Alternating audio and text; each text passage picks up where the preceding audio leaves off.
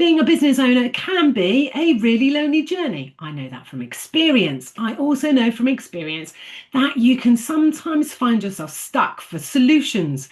Find yourself looking for solutions that you didn't know you needed, looking for answers that you didn't know that you needed the answer to the questions to, and it gets really complicated and it's really, really hard. And that's why I created this playlist, so I could talk to my go-to experts, those people who I really trust, so that they can share their golden nuggets with you.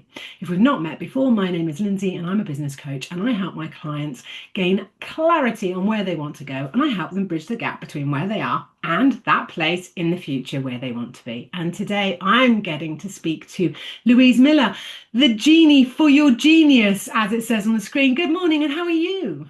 Good morning, Lindsay. Thank you for having me. I am very well. I'm very much looking forward to this conversation. Well, so am I. Now, we met through networking, and the reason I have no worries or concerns about this conversation is we come from things from quite a similar place, don't we? We absolutely do. Yeah. And you are the productivity queen. Well, the productivity genie, perhaps. But before we get started, Louise, I've got a little introduction, and then I'll come across to you, if I may, and ask you a little bit about your journey. But first, as it says here on my notes, you are a productivity mentor, the founder of Make It Happen Club and host of the can't speak today, podcast. And don't panic, people, I will share a link to that because it's a really good podcast. She's on a mission to change the world by helping her clients change the world. She partners with coaches, consultants, and community builders who have a big, exciting vision, helping them land their ideas in reality, reach more people, and make a bigger impact whilst being kind to themselves along the way. I always know when I'm really excited to talk to someone because I really stumble over my words and I get super excited. So I'm going to slow down and take a breath. Well, you, Louise, tell us a little bit about your journey and what got you to this point and why you do what you do. Thank you. And thanks for the introduction. Yeah. So I think, like many of us, doing our own thing, winning our own business. I know this isn't true for everyone, but I think a lot of us started this to escape something else. So for me, yeah, I found myself in a situation where I'd basically been 15 years kind of in normal jobs, bouncing around all over the place because I'd do a really good job. I would get promoted and then I would run away because I didn't like the thing that they'd wanted me to be doing. It's that whole thing, get good at your job. And then suddenly they expect you to be able to manage people. Like, what is all this managing people business?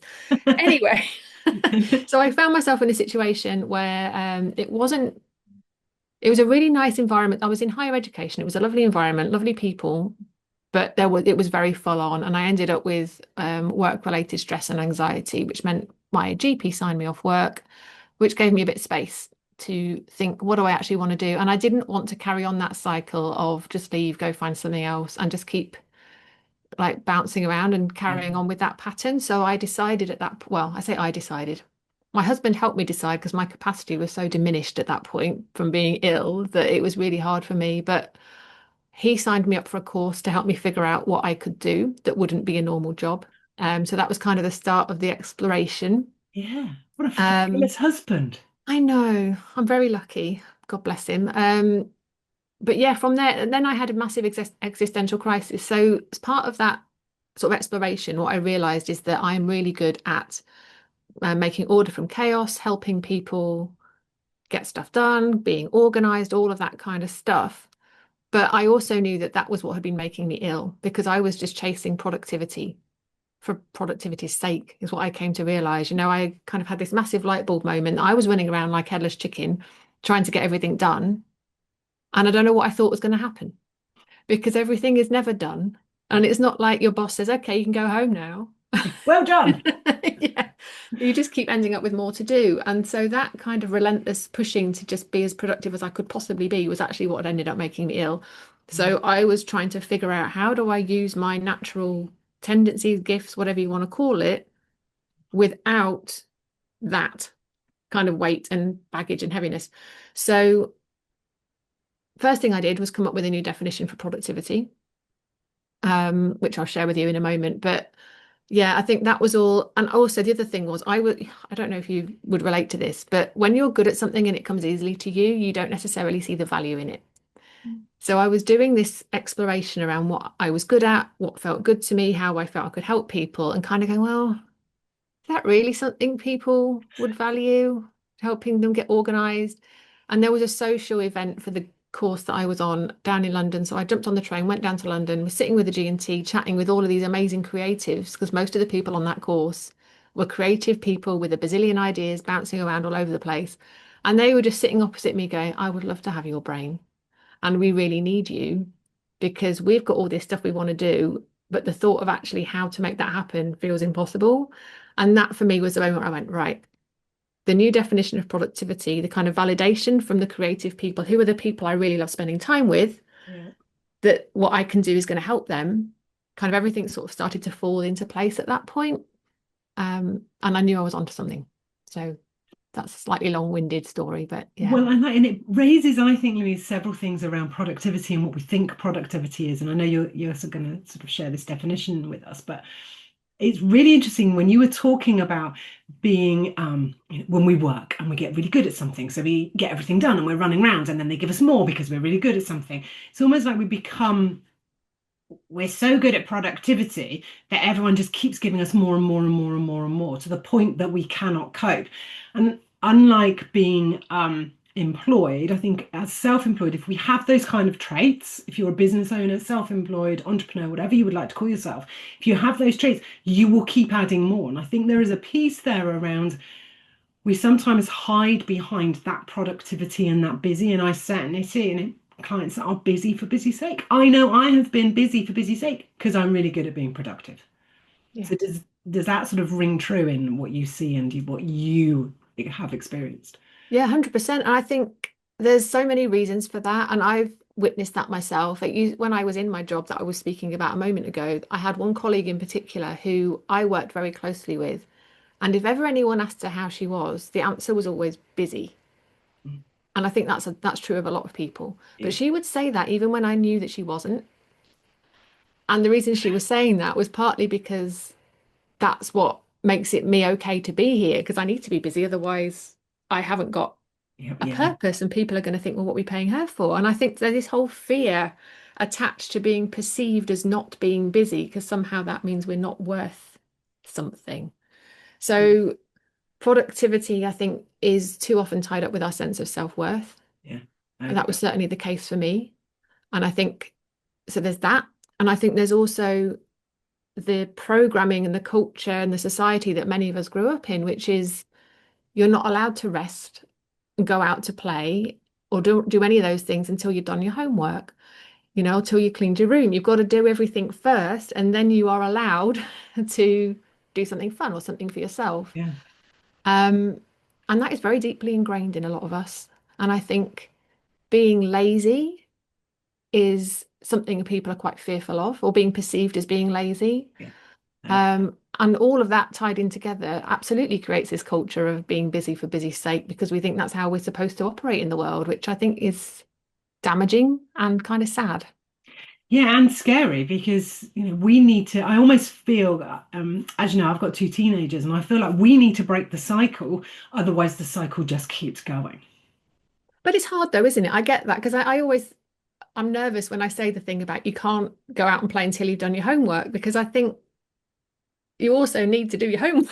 But it's not and I don't know, I mean, I don't have kids, so I don't know necessarily what the answer there is, but it's about not positioning rest as only allowed as a reward for something. I think that's Yeah. dangerous. Well, if it helps you to know, and anyone listening, with my son, we reverse it. So he's allowed out because he needs to be outside. He needs to be burning off energy. He needs to be with his friends, and then we help make sure that he does his homework. Now that is a struggle to do it round that way Mm, because obviously once he gets back, he wants to relax. He doesn't want to do that. So we're having to really almost retrain him. If you go out, then you do your homework when you come back, because yeah. we know he needs to do the out bit first, which is a complete reverse of what we are taught, isn't it? That we have to work hard. And we're talking about the homework, and it's interesting you use that example.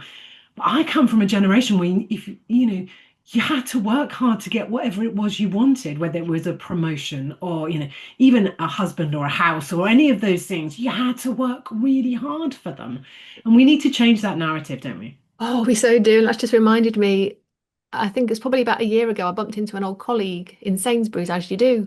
And the first thing, she's retired, but the first thing she said to me was working hard.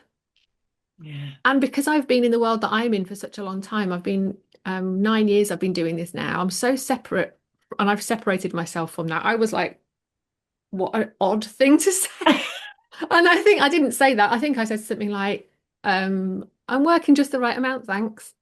Oh, what a great response. Because I don't want to work hard.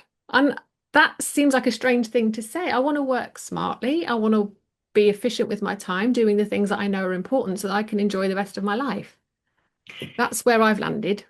It's really interesting, isn't it? Because I've got some friends who have retired and they go, oh, I don't know how I had time to work, really. I'm so busy. And I'm like, oh my goodness, we take this so busy into retirement. And I know she's enjoying her retirement. She's doing some fabulous things, but oh, she's still busy. And I'm like, Yeah, oh my goodness. it's such an interesting word, isn't it? Because maybe busy isn't the right word. Maybe I it's think it is. full. Her life is full of doing things that she loves to do, and yet busy is the go-to. It's an interesting one. Yeah. I like that. I'm going to tell her to stop saying she's busy.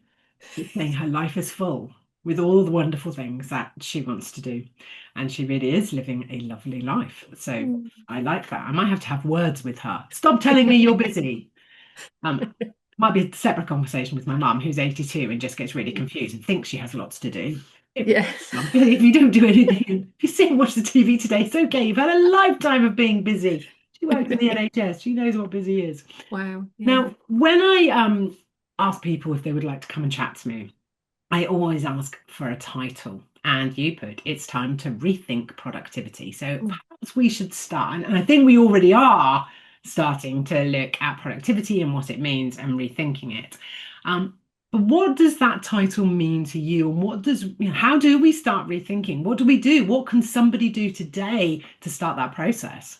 Yeah, and I think that brings us back to the definition that I said I would share, which I don't want to forget because I'm sure people will be very angry. So yeah, I think when we think about productivity historically, a lot of people would define it as trying to do more in less time. Yes. And I don't like that because to me that feels like you're cramming as much doing as possible into as little time as possible. And that feels like you're in this kind of battle Yeah. with time, which you are never going to win. No. And it all feels a bit constraining and tightening for me. So the definition that I came up with when I started doing this work that feels in integrity for me to be able to help people with this stuff without feeling like I'm leading them on a merry dance towards burnout is that productivity is about doing what's important as efficiently as you can to create space for what you love. Love. So it's not about doing all the things, it's about doing what's important. And it's not about doing so we can do more doing, it's about doing so that you can create space for what you love. You need to send that to Tim Ferriss, who wrote the 4 Hour Work Week, because that is the principle, really, that he's sharing in a whole book. In fact, people don't buy the book. Louise has given you the principle right there, because he talks about how people wait for retirement. Mm. I will do it all later. I mean, I've been writing about it myself a little bit at the moment. Well, I'll do that in January. Everything can wait. And what we do is then we just ram January with all the things that we need to do, and now all the other things that we need to do, and everything that we didn't know we needed to do. And now January is really, really busy. And you start the year in this real panic. His concept is actually very similar in that if you push everything to that retirement, one, you're not going to be of the age perhaps where you can go skydiving. You might not be at the age where you can, physically fit enough to do some of the things, if you wanted to climb Kilimanjaro, other mountains are available.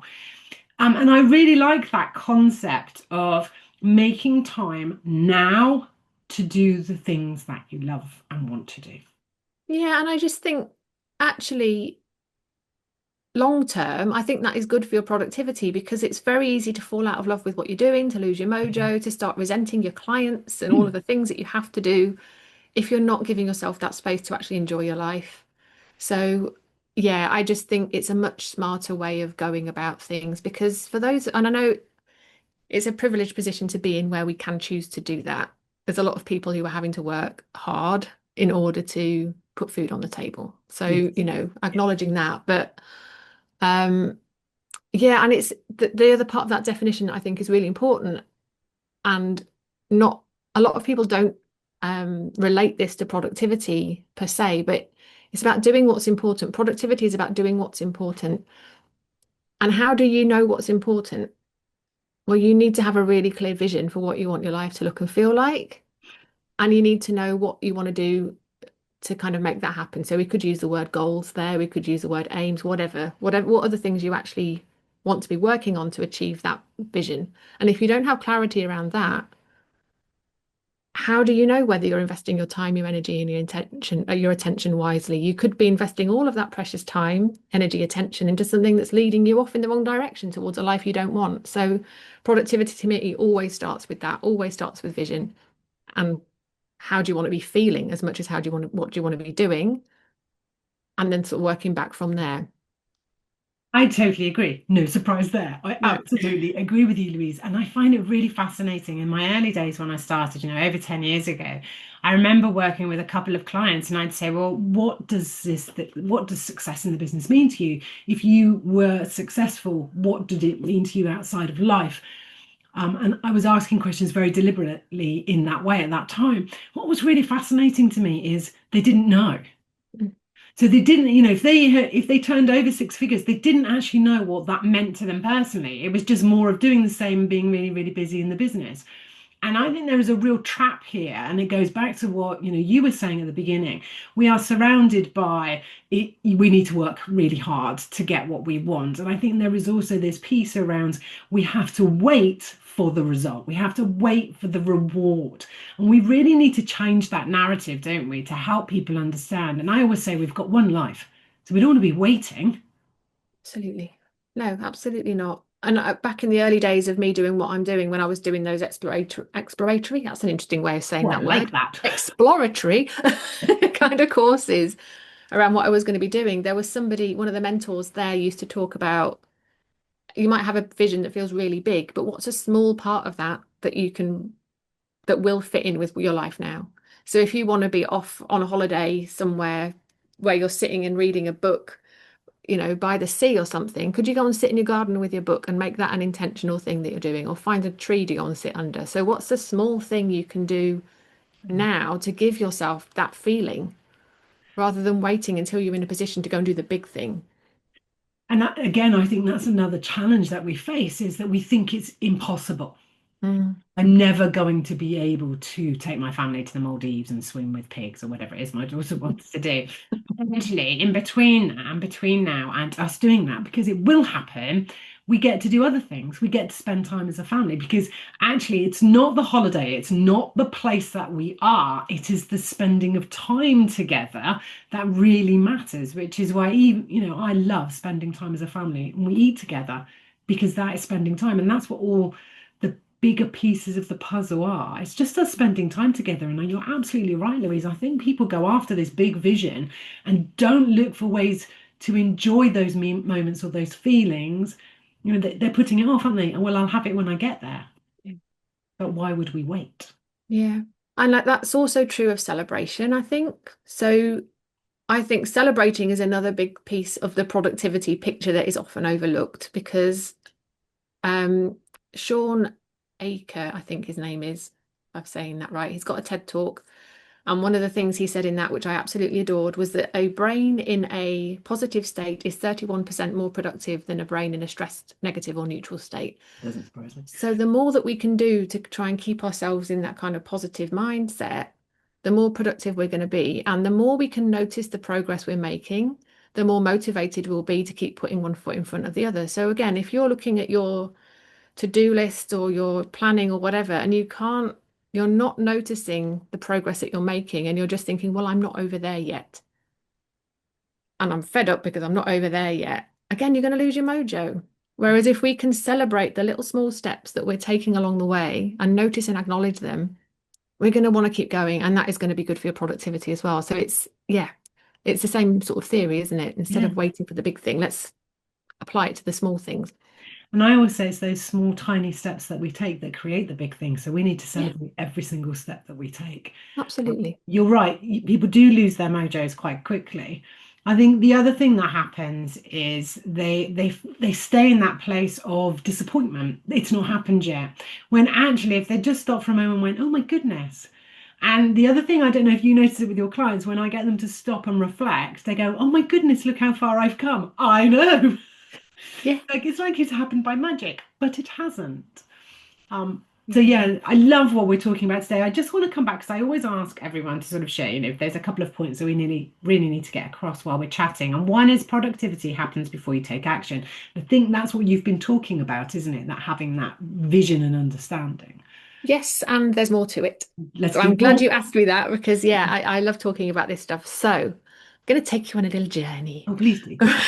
So when you're a business owner, it can be a bit like kind of walking through a forest, right? So there's areas of lovely dappled sunlight where everything's hunky-dory and feels good. And then you can find yourself in areas of like sort of damp darkness where there's muddy puddles and, things don't feel quite so pleasant.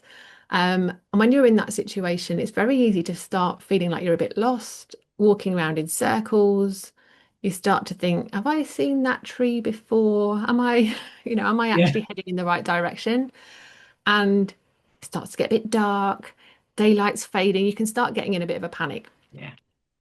And when that happens, what do? Do you just keep walking and hope for the best? Or do you not do that? So let's say we're in that forest, the panic is creeping in, you look up and there's a tree house up in one of the trees that you hadn't spotted before. And it looks all nice and inviting and glowy and lovely. So you climb up to the tree house. And when you get up there, there's a nice comfy cushion. You plonk yourself down in the cushion, you catch your breath, and the panic kind of starts to subside. You settle your nervous system. Nice cup of tea, maybe, a bit of cake. And once you're feeling a bit calmer, you can go and look out of the window of this tree house and you can look back and see how far you've come. And actually, you've traveled further than you thought. Yeah. And then you can look the other way and you can go, oh, that's where I'm heading, and reorient yourself to where you're going. And you can also kind of look down and notice maybe the best route to get there. Start to pick out some landmarks along the way that will help you get there. So when you climb back down onto the forest floor, you're feeling so much more resourced and ready to carry on walking with purpose in the right direction. So what was the most productive thing that person did? Was it wandering around in circles on the forest floor? No, it wasn't. It was climbing up to the treehouse. So that is why I really firmly believe that productivity happens before we take action, because it's in that reflection, it's in that, where am I going again? And looking at what's in your diary and thinking about what you've committed to and all of that stuff that you can't do when you're just in doing mode all the time. You need to step out of it. And that is where productivity really happens, because that's where you're making choices about what you're going to focus on. I love that. I have a similar way of looking at it. I just think we're doing, head down, head down, head down, head down, and then you stop and go, where am I? Yeah. Because you've got lost, we had our head down. It's Mm. just taking that moment, isn't it, to stop and go, okay, where am I? Where am I going? What's important to me? And I don't know about you, but do you think do you think business owners fear that stopping? Well, and in some ways, it's they fear going on holiday because everything's going to fall apart. But actually, it's often I always say I don't have any ideas when I'm on holiday. If I go, I've gone. I'm not thinking about the business, and I actually do switch off. The ideas and the solutions and the stuff comes when I come back. Mm. But I think a lot of business owners are frightened of taking that time off. And I've got business owners who will message me and they can access me on WhatsApp and they go, oh, it's all going horribly wrong. And and I might say, go and take the dog for a walk. Go and do it, go and take a walk, go for a run. And they say, well, no. So just stop talking now. Just do it. And I had one client that she used to go, but I went for a walk because I know you would tell me to do that, and I'm feeling much better. And this is what's come up for me. Because you're so right. We have to stop, and we have Yeah. to get comfortable. I think with stopping is what I'm trying. Yeah. Yeah, I had a client a few years ago who needed to create a workshop, and she just was completely stuck with it. And she said, I'm not feeling inspired. I said, well, what makes you feel inspired? Going and sitting in a coffee shop with a book. Well, go on then. It's, instead of just sitting staring at the blank screen, giving yourself that moment. But yeah, I think it's all tied up with what we were talking about earlier, isn't it? This culture that we're not allowed to rest and you've got to be doing and you must be bum in seat. And all of this must work 9 to 5 malarkey came about from the Industrial Revolution, when people were standing on a production line making a widget. And the number of hours you were standing at that line did have a direct correlation on the amount of widgets that were made. We know there's loads of evidence and research around the fact that sitting at your desk for more hours does not equal more productivity. In fact, it starts to go the other way. So we absolutely need to it's not just about taking those breaks. Those are really important. For me, though, it's also about purposeful planning. Because I think, yes, it's great to take the breaks in those moments when you're feeling overwhelmed so that you can come back and have the clarity that you need, or if you need the inspiration. But having yeah, it's a pause. It's for me, it's a powerful pause for purposeful planning because I love a bit of alliteration. Taking those step backs regularly and knowing that they're coming as a way of putting your CEO hat on and going, right, what we were saying earlier, what am I doing? And that just lets you clear the way and get rid of anything that actually doesn't need to happen so that you're not doing the busy work thing. And you can start to see clearly and get perspective and go, okay, all of these things that are making me feel busy are not moving the needle. They've got nothing to do with the way where I want my business to be going. Why am I doing them? And you can't get that perspective unless you do that. I think there is a need as well, and you've mentioned it there, of having a plan. Yeah. Now, I always used to say I was a planning ninja. I could give you a 20-page business plan if you wanted one, good enough to take to the bank in the old days and get yourself some money. And we didn't need to do that. But when I started my business, I would do those and then I'd put them away and they'd gather dust and I'd never look at them again. And I couldn't work out why my business wasn't moving forward. And it was because I didn't have a plan. But I do have a plan. Yes, but you're not looking at it. You're not connected to it. It has no interest to you. It's not, it's just full of stuff. Yeah. So I think there is a challenge out here for business owners. Um, and I would suggest everyone has to find their almost their own way of planning. So I have an annual planning process, which, feeds my quarterly plan, my monthly plan, my weekly plan, and therefore my daily plan. And it's not massive. My annual plan is a one-pager. Mhm. There are some strategy documents that support that, and they've developed over time, and I've had to find my way. And I think this is part of the challenge. I once looked up around sort of goal setting and all that kind of planning malarkey. And there's over 14 ways that you can set goals in your business. So no wonder everyone's confused and doesn't know what to do. You have to find what works for you, don't you? You really do. Yeah. And I think so in Make It Happen Club, which is one of the things that I run in my business, we do quarterly planning and we do monthly planning, and I guide the process. I don't guide I'm not really restrictive and prescriptive in terms of the systems people are using, because again, that's a mistake people make. They think they're not being productive because they're using the wrong planner or the wrong project management system. And it's not that, it's that you're not asking yourself the right questions and doing the right thinking. So the planning in my world is me guiding people with the prompts, and I know you do something similar. It's the line of questioning that I know from my 9 years of doing this will get someone from going, oh my God, I got so much to like, okay, I've got this, and creating a plan that's actually realistic. And it's not just finding what works for you in terms of the process and what that looks like. It's the doing it regularly thing that I think a lot of people fall down on as well. Because you can't just do it once. You need to keep coming back to it. Because you learn more as well. I don't know whether I'm sure that's your experience. Every time you come back and sit down at the start of a month, you learn something. Yeah, and I think with the annual planning as well, I create, it might be that I look at my 5-star client policy, and really connect with my client. And then I might go and do my marketing plan. And then I might do another strategy document based on my one-page annual plan. And then I go, oh, hang on a minute, I need to go back and check. Does that connect with that 5-star client policy?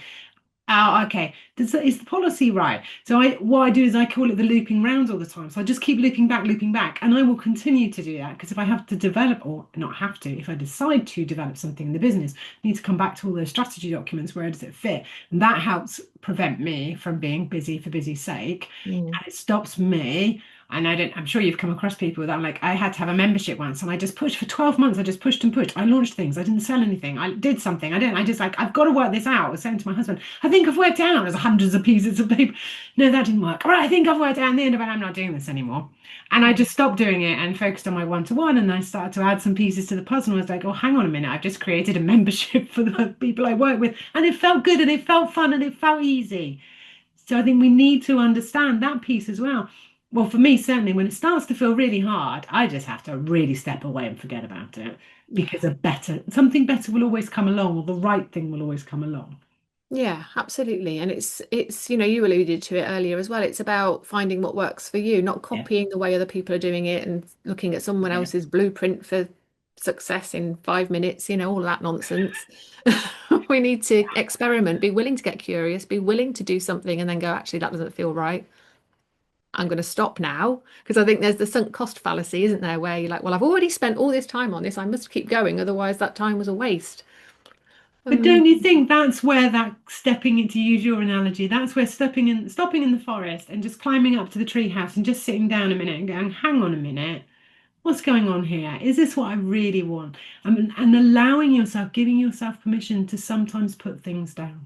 Yeah, absolutely. And it's interesting you say that because that is the thing that my clients don't want to hear. So I don't talk about it in my marketing. It's like you are trying to do too many things and you cannot do all of them. Yeah. They often come to that conclusion on their own through the conversation. But that, and particularly with the creatives that I work with, they've got so many ideas and so many things they want to be doing. You can spread yourself so thin. Yeah, none of it gets finished. No, and it's that information overload, isn't it? It is Yeah. that 25 steps to being a millionaire by last Tuesday, and you really must have 3 million lead magnets and all of those other things. So it's really it's choosing who to have in your world. It's choosing fabulous people like yourself that will guide, that will support and help you to take the moments when you need to take the moments in the treehouse. And I absolutely love that. From now on, whenever I think I need something, I'm going to go and sit in a treehouse. I'll be Nice. messaging you. Now, I'm very conscious of time because you and I really could talk for a very, very long time. And there was another point on here that you had alongside productivity happens before you take action. There's nothing wrong with it if you find it hard to focus and finish what you start. So there's nothing wrong if that is you, if you find something hard to start and finish. What did you mean by that? I just want to explore that before we bring it to an end. Yeah, I'll try and be as succinct as I can. I think this was more about wanting people to not feel like there's anything wrong with them, that they're broken, that they need fixing. Because I don't know whether you see this, but a lot of people, by the time they get to me, they have tried everything. They've done all the Yeah. free downloads, the books, the planners that they've spent a fortune on that look pretty but don't work. They've done all of the things and they're feeling pretty rubbish about themselves quite often by the time they come to me. And I just want those people to know that it's not you. There's nothing wrong with you. It's just the way that you're wired and you haven't found what works for you yet. Because yeah, I think that was that really. I mean, we could say more, but we haven't really got, I know we don't have the time, but I just don't want people to feel the shame and embarrassment that I see around this stuff. And it comes back to that whole thing, productivity equals self-worth, which it doesn't. It says nothing about your value as a human. And I see a lot of people who are carrying that weight around with them.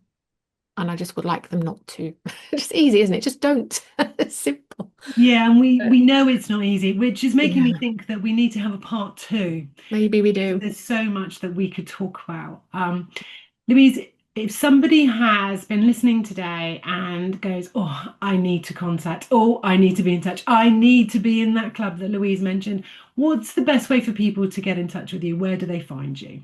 Yeah, so I am most active on LinkedIn from a social media point of view. In fact, I'm only active on LinkedIn in my kind of keep it simple kind of philosophy. Yeah, So I'd love to connect on LinkedIn. Come find me there. I've also got a quiz. Is it all right if we share the link to the quiz? yes, I will make sure I tell them about the quiz and I will make sure I share the link. Yeah, so there's three main areas that you need to have working for you, which we've kind of been touching on today if you want to be more productive, which are focusing on the right things, working on your business, and setting yourself up for success. And what the quiz will do in under 2 minutes is we'll identify which of those three areas. It'll give you a score in each, and it will help you see where you need to be putting some focus and which of those needs a bit of work. But I don't just sort of give you your score and then leave you hanging. Depending on your score, you'll get some carefully kind of curated resources from me, sometimes episodes of my podcast or blog posts and things like that, that will help you actually address the things that are holding you back. So it's a really useful resource. And that's at louisemiller.uk/quiz if you want to go do that. I shall make sure that those links are below this video so everyone can get in touch. Louise, it's been absolutely fascinating talking to you, and I know that you and I could really talk for hours. So we shall finish this for everybody, but you and I need to carry on talking to decide what part two might look like.